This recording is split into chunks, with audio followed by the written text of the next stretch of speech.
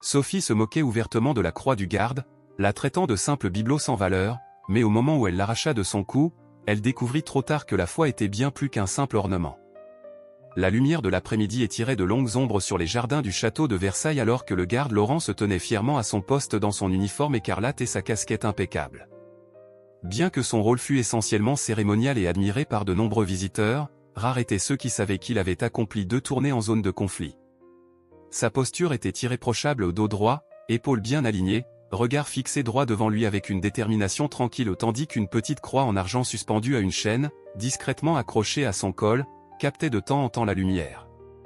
Cette croix n'était pas un élément officiel de son uniforme, mais un précieux souvenir offert par sa mère avant son premier départ en mission.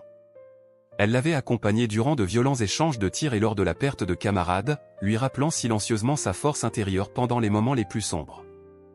Les touristes, respectueux, gardaient une distance polie, prenant des photos et chuchotant sur ce garde si célèbre, jusqu'à ce qu'une voix cinglante vienne briser le calme ambiant. Quel gâchis de deniers publics, à rester là comme des statues inanimées toute la journée, lança la voix avec véhémence. Le petit groupe se sépara alors que Sophie, connue dans le quartier pour son caractère bien affirmé, s'avançait avec l'assurance de quelqu'un persuadé que le monde était là pour satisfaire ses moindres caprices.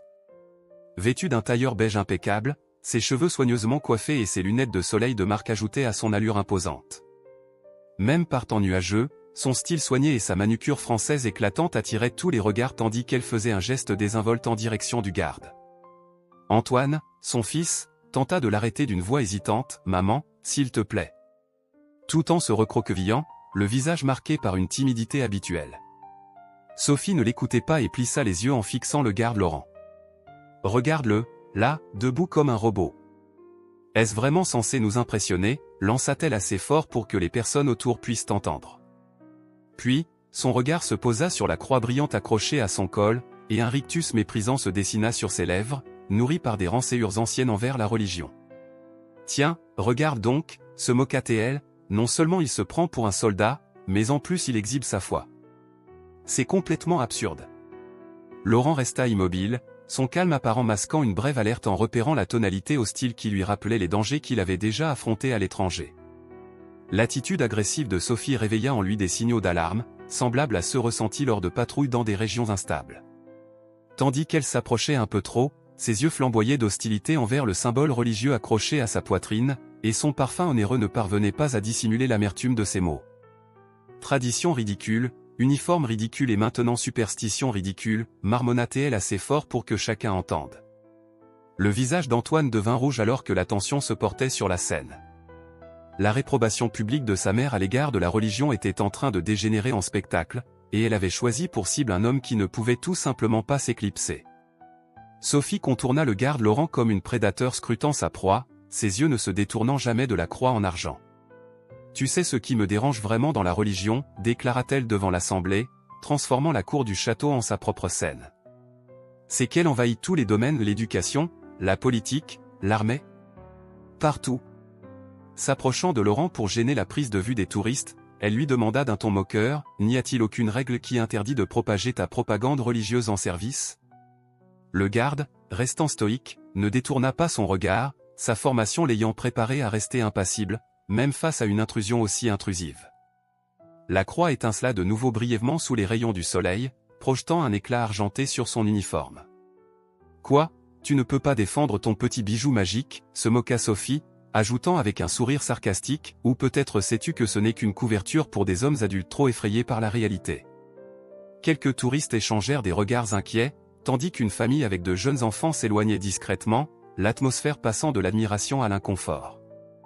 Dans le silence feutré de son esprit, Laurent se remémora un épisode vécu dans un village poussiéreux près de Kaboul, où, alors que son unité était prise sous le feu ennemi, il avait serré cette même croix, trouvant dans ce geste la clarté nécessaire pour sauver ses camarades malgré le peu de munitions et le chaos ambiant. Ce souvenir lui rappelait pourquoi il portait ce symbole. « Tu ne sauras jamais pourquoi je le garde », poursuivit Sophie, inconsciente des douloureux souvenirs que son discours réveillait en lui. La religion, c'est juste suivre le troupeau, croire aveuglément à des contes pour enfants. Antoine s'avança de nouveau, posant une main apaisante sur le bras de sa mère. « Maman, arrête, il est en service actif. Il mérite notre respect, peu importe ce que tu penses de la religion. Mais Sophie l'interrompit avec véhémence. « Oh, arrête donc !»« Il le porte en uniforme, c'est complètement déplacé », répliqua-t-elle en se rapprochant encore davantage, défiant les règles tacites de l'espace personnel. « N'y a-t-il pas une règle qui interdit de promouvoir sa foi pendant le service ?» demanda-t-elle, tandis que Laurent continuait de fixer droit devant lui, sa formation lui permettant de rester calme malgré la proximité dérangeante. La croix étincelait de nouveau sous le soleil, et Sophie se moqua, « Tu ne défends pas ton petit charme. Où sais-tu que ce n'est qu'un doudou pour hommes incapables d'affronter la réalité ?» Des murmures mal à l'aise se firent entendre parmi les visiteurs, pendant qu'un couple âgé et une famille échangeaient des regards inquiets. Laurent, impassible, repensa à l'époque où cette croix avait véritablement compté pour lui lors d'une mission où, acculé sous un feu nourri et avec peu de ressources, il avait trouvé la force de mener ses hommes à la sécurité. « Tu ne comprends vraiment rien », continua Sophie d'un ton dédaigneux, répétant les clichés sur la religion qu'elle ne cessait d'utiliser. « Voilà ce qui ne va pas dans le monde aujourd'hui. » Antoine, la voix tremblante, tenta une dernière fois d'intervenir, « Maman, s'il te plaît, ce n'est pas le moment d'en discuter. Il fait simplement son travail, et il supporte tout cela en silence. » Mais Sophie, toujours fixée sur le visage impassible du garde, répliqua, tout comme il endure ce que sa foi lui impose. Sortant alors son téléphone, elle déclara, « Je vais filmer ce spectacle religieux sur un employé de l'État. Je suis sûr que ça fera le buzz sur Internet. » La croix en argent sur le col de Laurent captait de nouveau la lumière, comme si elle attirait encore plus l'attention. Son maintien toujours aussi stoïque trahissait, cependant, une légère tension, résultat de son expérience en terrain hostile. « Tu n'as pas le droit de pousser ta propagande religieuse en uniforme, » déclara Sophie de plus en plus fort, accentuant ses propos pour faire sentir le malaise parmi les spectateurs. « La séparation de l'Église et de l'État te semble un concept inconnu, n'est-ce pas ?» murmura une femme portant un discret col clérical à son voisin, tandis qu'un vieil homme arborant une épingle de vétéran regardait la scène avec une inquiétude grandissante. « Certains veulent simplement profiter de l'expérience culturelle sans que la religion ne s'immisce, » ajouta-t-il d'une voix calme. Sans se laisser décourager, Sophie reprit son discours acerbe, « Vous imposez toujours vos symboles à tout le monde, qu'il s'agisse d'une croix, d'un col ou d'un croissant, c'est toujours un moyen de contrôler les masses. » À ce moment, le visage d'Antoine passa de la gêne à la véritable inquiétude. « Maman, ça suffit. On doit partir, » implora-t-il alors que la foule grossissait. Une guide touristique expliquait à son groupe que ce comportement était inapproprié, tandis que plusieurs téléphones se levaient pour enregistrer la scène, avant d'être discrètement baissés. « Vous ratez l'essentiel, » insistait Sophie en se retournant vers Laurent. « Ces symboles ne sont pas innocents. Cette croix, c'est des siècles d'oppression, de croisades, d'inquisition, de colonisation, mais c'est aussi un symbole de compassion, de sacrifice et d'espoir pour des millions de personnes, » déclara calmement une femme au col clérical, rappelant à tous que pour certains, ces symboles avaient une signification profonde. « Un faux espoir est pire que rien du tout, » répliqua sèchement Sophie, se rapprochant encore de Laurent, sa voix devenant plus menaçante. « En le portant en uniforme, tu imposes cet espoir fallacieux à tous ceux qui te regardent. » Saisi par l'escalade, un vétéran s'avança, affichant une autorité tranquille. « Je te conseille vivement de reculer et de respecter son espace. Il est ici pour servir, et non pour être l'objet de tes démonstrations politiques, » dit-il d'un ton posé mais ferme. Sophie, la voix aiguë et déterminée, lança alors, « Avant qu'on ne mette fin à cette intimidation religieuse, laisse-moi te prouver que ce n'est qu'un bijou. » Dans son esprit, en arrachant ce bibelot, elle porterait un coup au symbole d'un pouvoir oppressif.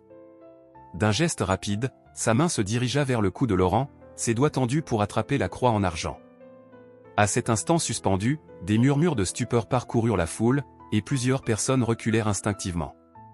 Le vétéran se jeta en avant, mais il fut trop tard pour l'arrêter. « Maman, arrête !» s'écria Antoine, sa voix trahissant une panique grandissante. À quelques centimètres seulement, les ongles vernis de Sophie frôlèrent le métal froid de la croix, et son visage s'illumina d'un sourire victorieux, persuadé d'écraser symboliquement des siècles d'oppression religieuse. Mais dans un éclair de souvenir, Laurent se rappela le jour où sa mère lui avait tendu cette croix, ses mains usées ayant pressé l'objet contre sa paume avant son premier départ, lui promettant protection et sécurité. Plus tard, lors d'un combat acharné à l'étranger, lorsqu'un camarade, Marc, se sacrifiera pour sauver plusieurs vies, un aumônier lui avait confié la croix de Marc, fusionnant ainsi deux symboles en un seul, représentant à la fois l'amour maternel et la fraternité née du sacrifice. Au contact des doigts de Sophie, Laurent entendit presque la voix de Marc lui rappeler que la foi n'était pas seulement une question de croyance, mais la force qui demeure quand tout s'écroule. Cette croix l'avait soutenu dans les pires moments, non seulement en tant que symbole religieux, mais comme le témoignage d'un espoir plus profond qui lui avait permis de continuer quand les balles fusaient et lorsqu'il prodiguait les premiers soins à ses compagnons blessés. Tandis que Sophie, persuadée de son triomphe, se préparait à arracher le pendentif, le vétéran anticipa l'inévitable. Une aide cléricale se crispa, tandis qu'Antoine ferma les yeux, incapable de supporter ce qui allait se passer. Dans l'esprit de Sophie, il n'existait que deux issues, soit Laurent restait immobile et se laissait dépouiller de ce qu'elle considérait comme un accessoire insignifiant, soit il brisait le protocole pour l'en empêcher, prouvant ainsi que son zèle religieux l'emportait sur son devoir. Mais elle n'avait pas prévu une troisième possibilité, celle d'un garde aguerri dont les réflexes et l'entraînement surpassaient les apparences. Au moment précis où ses doigts se refermèrent sur la chaîne, la main gantée de Laurent se projeta avec la rapidité d'un soldat habitué à neutraliser le danger, saisissant son poignet en plein vol et arrêtant net son geste avec une fermeté mesurée, rappelant la même précision utilisée pour maîtriser un ennemi sans causer de blessures graves.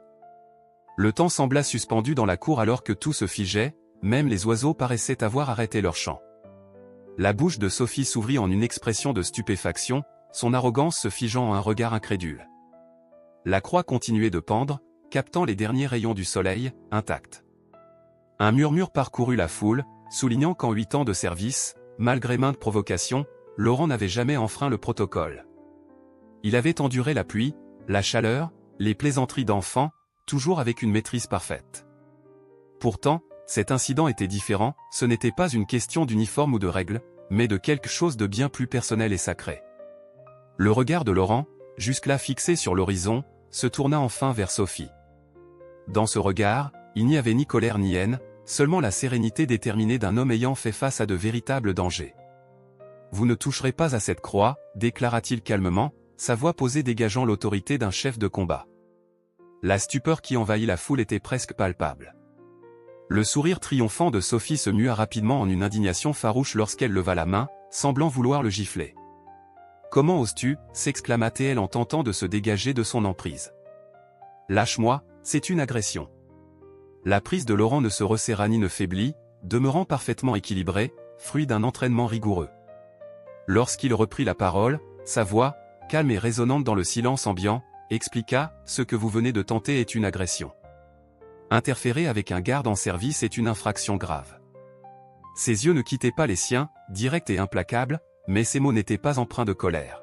« J'ai agi uniquement par devoir, pour protéger mon uniforme et mon honneur. » Lentement, il relâcha son emprise, dans un geste aussi précis que s'il s'agissait d'une chorégraphie bien rodée, puis il se redressa pour s'adresser à l'assemblée. « Cette croix, dit-il en la touchant doucement de ses gants blancs, n'est pas un symbole officiel. Elle ne fait pas partie de mon uniforme, et elle n'est en aucun cas destinée à afficher une quelconque opinion sur la foi des autres. » Les visiteurs, qui retenaient leur souffle, restèrent silencieux, et même Sophie sembla momentanément désemparée, se frottant le poignet endolori tout en continuant de le fixer avec obstination.